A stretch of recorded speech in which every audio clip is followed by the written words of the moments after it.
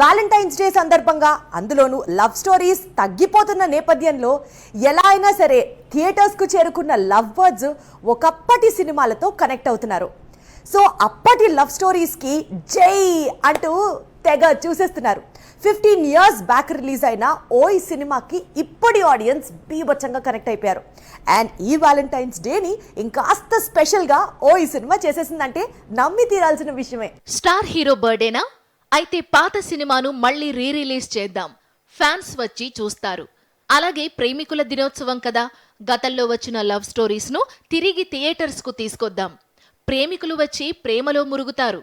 ఇలా ప్లాన్ చేసి ప్రేమికుల దినోత్సవం కానుకగా అంటూ చాలా క్లాసిక్స్ ను థియేటర్స్ కు తీసుకొచ్చారు. ఇండియన్ ఫిల్మ్ హిస్టరీలో లవ్ స్టోరీ అనగానే కొన్ని సినిమాలు గుర్తుకు వస్తాయి. బాలీవుడ్ నుంచి దిల్వాలే దుల్హనియా లే జాయేంగే, జబ్ వి మెట్, కోలీవుడ్ నుంచి 96, సూర్య సన్ ఆఫ్ కృష్ణన్, అలాగే మాలీవుడ్ నుంచి ప్రేమం, టాలీవుడ్ నుంచి సీతారామం, బేబీ, ఓయ్ లాంటి సినిమాలు లిస్ట్ లో టాప్ లో కనిపిస్తాయి. ఈ ఏడాది ప్రేమికుల దినోత్సవం కానుకగా ఈ చిత్రాలన్నీ ప్రేక్షకుల ముందుకు వచ్చాయి. అయితే ఓయ్ మాత్రమే టాలీవుడ్ లో అద్భుతమైన ఆదరణ అందుకుంది.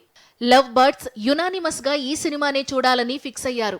దాంతో ఓయ్ రిలీజ్ సెన్సేషన్ సృష్టించింది. అడ్వాన్స్ బుకింగ్ నుంచే ఓయ్ కు సూపర్ రెస్పాన్స్ కనిపించింది.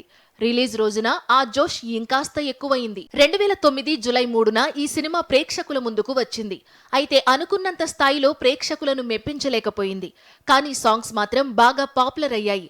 ఇప్పుడు రిలీజ్ విషయంలోనూ ఆ సాంగ్స్ కీ రోల్ పోషించాయి. ప్రేమికులను ప్రేమలోకల్లో విహరించేలా చేశాయి.